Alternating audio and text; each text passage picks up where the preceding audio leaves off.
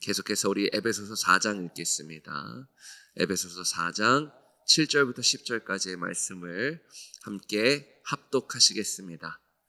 우리 각 사람에게 그리스도의 선물의 분량대로 은혜를 주셨나니 그러므로 이르기를 그가 위로 올라가실 때에 사로잡혔던 자들을 사로잡으시고 사람들에게 선물을 주셨다 하였도다. 올라가셨다 하였은즉 땅 아래 낮은 곳으로 내리셨던 것이 아니면 무엇이냐? 내리셨던 그가 곧 모든 하늘 위에 오르신 자니 이는 만물을 충만하게 하려 하심이라. 아멘. 자, 바울은 에베소서 4장을 시작하면서 이렇게 권면합니다. 너희는 새 시대의 삶의 방식인 모든 겸손과 온유 그리고 인내를 갖고 사랑으로 서로 용납함으로써 그렇게 서로 간의 관계 속에서 성령의 하나 되게 하심을 유지함으로써 하나님의 부르심에 합당하게 살라.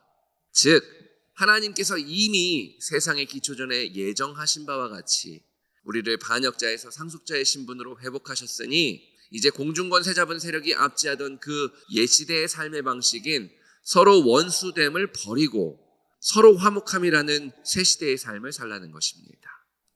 왜냐하면 우리 모두가 하나님의 뜻이라는 한 소망 안에서 부르심을 받았기 때문이에요.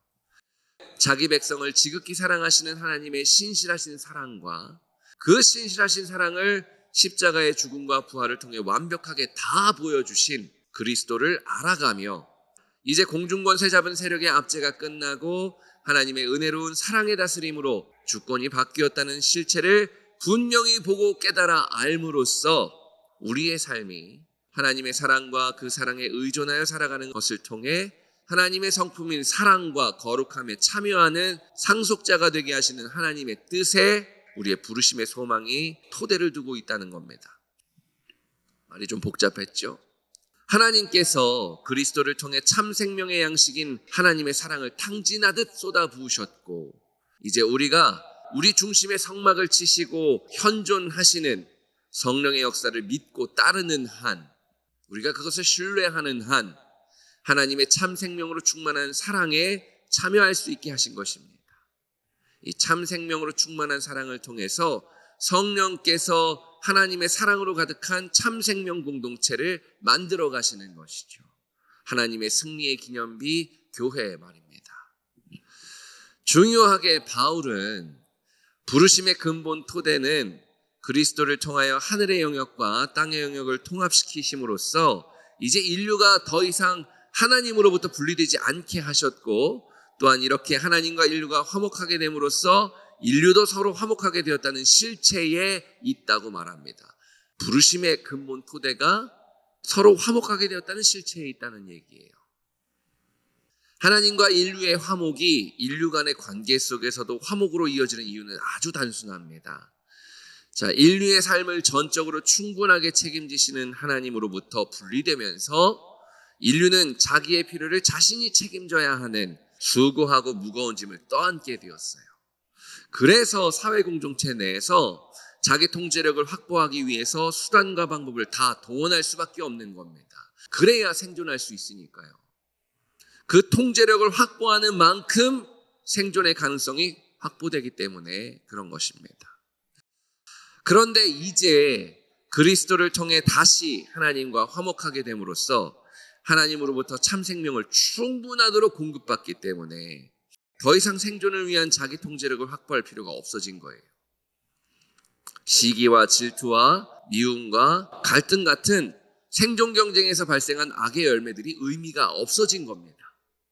이처럼 하나님은 공중권세 잡은 세력을 힘으로 굴복시키신 것이 아니라 하나님의 무한한 사랑으로 모든 인류에게 용서를 선포하심으로써 그 용서를 받아들인 자들의 삶에서 공중권세 잡은 세력의 주권을 무력화시키신 거예요.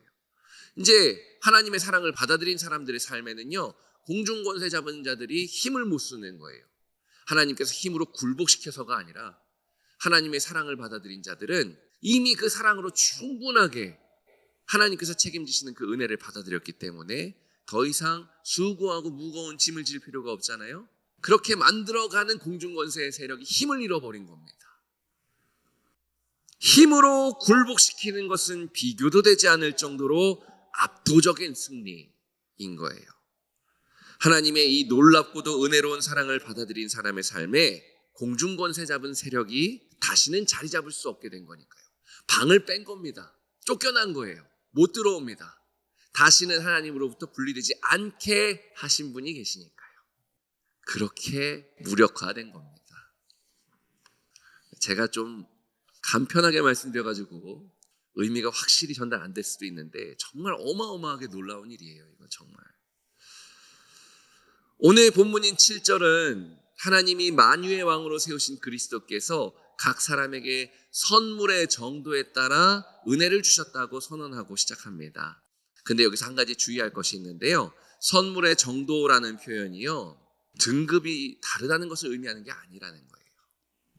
마치 하나님께서 세상을 창조하실 때 하늘과 땅 그리고 육지와 바다 그렇게 영역을 나누시고 해와 달, 하늘의 새, 육지와 바다의 동물 등 그 영역에 따라 각자에게 딱 알맞는 기능과 역할을 주심으로써 이 모든 서로가 상호 보완적으로 작동하는 우주적 공동체를 만드신 것처럼 그리스도 안에서 한 몸이 된 공동체에는 각자에게 주어진 영역에 따라 딱 알맞는 기능과 역할이 주어졌기 때문에 다양성이 존재한다는 겁니다. 그래서 바울이 아주 탁월하게 몸의 비유를 한 거예요. 몸도 다 기능과 역할이 다르지만 그 모든 것들이 우열이 있는 것이 아니라 생명활동이라는 그 대전제를 위해서 다 상호 보완적으로 작용하고 있지 않습니까? 하나님께서 그리스도를 통해 하늘의 영역과 땅의 영역을 통합하시기 전에는 공중권세 잡은 세력의 지배 아래서 이 다양성이 자기 생존을 확보하기 위한 수단으로서 등급을 나누고 차별을 만들어내는 데 사용되었다면, 이제 하나님과 다시는 분리되지 않도록 화목하게 된 상태에서는요, 생존을 전적으로 하나님께서 책임지시기 때문에 더 이상 자기 생존 확보의 수단으로서의 역할을 할 필요가 없어지게 된 거잖아요. 그래서 여러분, 이제 이 다양성은 하나님께서 새롭게 하신 이 새 창조의 세상에서 다른 사람과 함께 상호 보완적으로 공존하는, 좀 더 분명하게 말하자면 이제는 자기중심적이 아니라 타자중심적으로 이 다양한 재능을 활용할 가능성이 열리게 된 겁니다. 그 길을 예수님께서 뚫어버리신 거예요. 그리스도께서 각자에게 선물로 주신 다양성은 이제 만유의 왕이신 그리스도의 다스림 안에서 교회 공동체뿐만 아니라 만물을 풍요롭게 하고 또한 만물을 하나 되게 하는 통로가 된 것이죠. 교회는요, 이렇게 자기중심적인 옛세상 속에서 타자중심적인 새로운 삶의 빛을 비추는 하나님 나라의 빛인 것입니다. 그래서 바울이 모든 겸손과 온유 그리고 인내를 갖고 사랑으로 서로를 용납함으로써, 그렇게 서로 간의 관계 속에서 성령의 하나 되게 하심을 유지함으로써 하나님의 부르심에 합당하게 살라고 권면하는 거예요.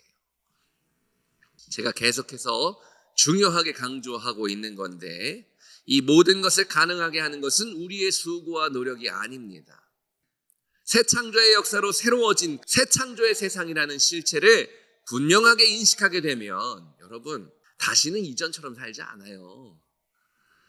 이제 어린아이들이 위험한 것 중 하나가 뭐냐면 아무거나 막 만지려고 하고 아무거나 막 입에 대려고 하잖아요.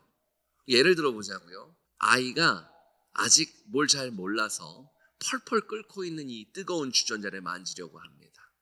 당연히 부모님이 계시면 이제 막으시겠지만은, 그럼에도 불구하고 막아도 계속 만지려고 하잖아요, 아이들이. 그러다가 어떻게 그 뜨거움을 조금이라도 맛을 보면 이거 정말 만지면 안 되는구나 하고 깨닫고 안 만지잖아요. 인식하면 달라지는 거예요. 짜장면이 아무리 맛있다고 제가 설명한들 짜장면을 모르는 사람이 그 맛을 이해하겠어요? 먹어봐야 하는 겁니다. 하나님의 사랑도 마찬가지. 알아야 그대로 사는 겁니다. 이 새 창조의 삶에 대한 인식이 교회로부터 시작해서 온 땅에 가득하게 될 때 하나님께서 창조를 통해 목적하신 바, 즉 하나님과 인류가 서로 화목함 가운데 영원히 함께하는 집이 비로소 완성되는 것입니다. 어디에서요? 교회에서든 가정에서든 일터에서든 교회 공동체 구성원의 모든 일상에서요. 어떻게요? 새 창조의 백성들이 모든 겸손과 온유 그리고 인내를 갖고 사랑으로 서로의 다양성을 용납하는 삶, 즉 성령께서 하나 되게 하신 것을 서로 간의 화목이라는 결속 가운데 드러나게 하고 그 가운데서 지속적으로 유지되도록 사랑에 최선을 다하는 일상을 살아감으로써 하는 겁니다. 오늘도 우리 가운데 현존하시는 성령께서 지혜와 계시의 영으로서 지속적으로 역사하심으로써 우리 마음의 눈을 밝혀주시고 그렇게 우리로 하여금 하나님을 알게 하시고 하나님께서 어떻게 우리를 사랑하시는지 어떻게 우리를 다스리시는지를 분명하게 알게 하시기를. 방금 말씀드린 것처럼 하나님의 사랑을 알아야 그 사랑을 따를 수 있습니다. 하나님의 은혜 알아야 그 은혜를 따라 살아가는 법이 뭔지 알아요. 즉 제가 여러분에게 하나님의 은혜를 따라 살아가는 법을 배우는 하루가 되게 하시기를 기도합니다라고 했을 때는 그 은혜를 경험하게 해달라는 거고 그 경험함으로써 이해하고 깨닫게 해달라는 얘기입니다. 그래야 여러분들이 그 은혜를 여러분의 일상 속에서 풀어내는 통로로서 살아갈 수 있는 거예요. 여러분의 수고와 노력이 아닙니다. 하나님께서 부으시는 그 사랑으로 살아가는 거예요. 우리의 일상은 의미를 알면서 살아가는 삶이 아니에요. 살아가면서 그 의미를 발견하는 겁니다. 하나님과 함께 동행하는 가운데 혼자 걸어가서는 발견할 수 없는 길이에요.